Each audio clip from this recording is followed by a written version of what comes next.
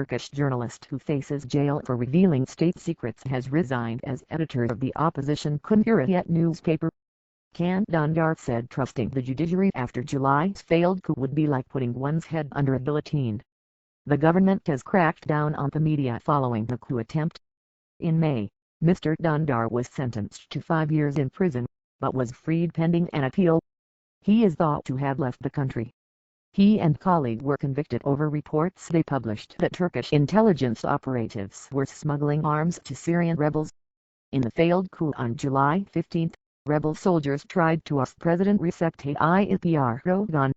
Since then, more than 23,000 people accused of backing it have been detained or arrested, and 82,000 state employees have been dismissed or suspended.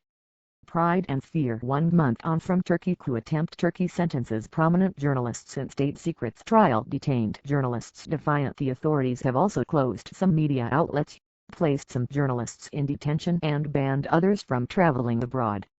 As the crackdown continued on Monday, 2 colonels were detained for questioning by police and 3 Istanbul courthouses were raided. Arrest warrants were issued for 173 judicial staff.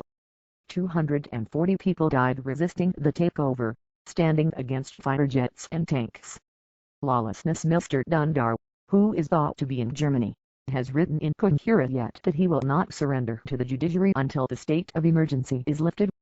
From now on, what we face would not be the court but the government.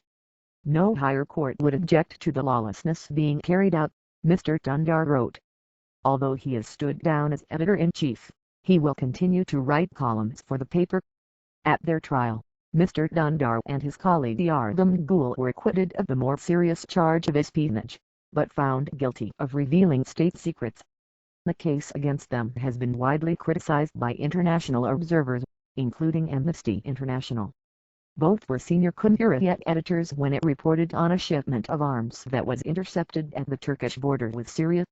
It alleged the weapons being sent to rebels fighting the government of Syria's President Bashar al-Assad. The Turkish government insisted the lorries were taking aid to Syria's Turkmen minority, the Turkic-speaking ethnic group.